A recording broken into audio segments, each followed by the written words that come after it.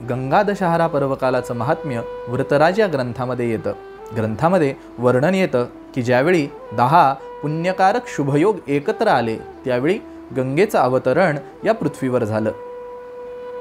त्यामुळे जो कोणी मनुष्य या काळामध्ये गंगेचं स्नान करतो, गंगेचं पूजन करतो, त्याचनुसार अनेक दानादी कर्म करतो, त्याचप्रकारे जो मनुष्य आपल्या पितरांसाठी तर्पण या काळामध्ये करतो तो महापातकादी 10 पापांपासून मुक्त होतो. मनुष्याचे 10 पाप हरण करणारी ही दशमी असल्याने हिला दशहरा असं म्हणतात.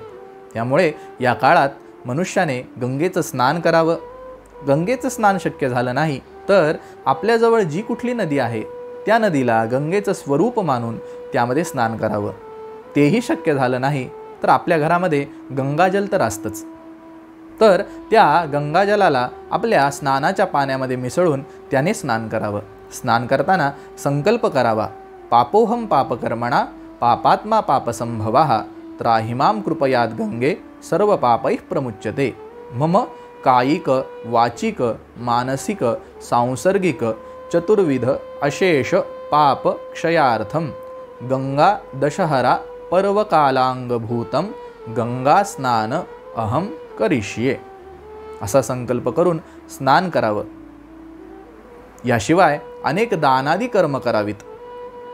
ब्राह्मणांना, सत्पात्री ब्राह्मणांना दान द्यावं.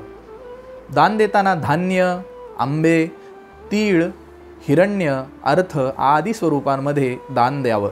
दान देताना सुद्धा ब्राह्मणाला घरी बोलून आधी संकल्प करावा, मम कायिक वाचिक मानसिक आदि पाप क्षयार्थम तथाच मम समस्त पितॄणाम उद्धार पूर्वकम ब्रह्मलोक अवाप्त्यादि फल प्राप्त्यर्थम गंगा दशहरा पर्वकालांगभूतम अमुकदानम ब्राह्मणाय अहम करिष्ये असा संकल्प करून देयद्रव्याची पूजा करून ब्राह्मणाची पूजा करून ब्राह्मणाला दान द्यावं.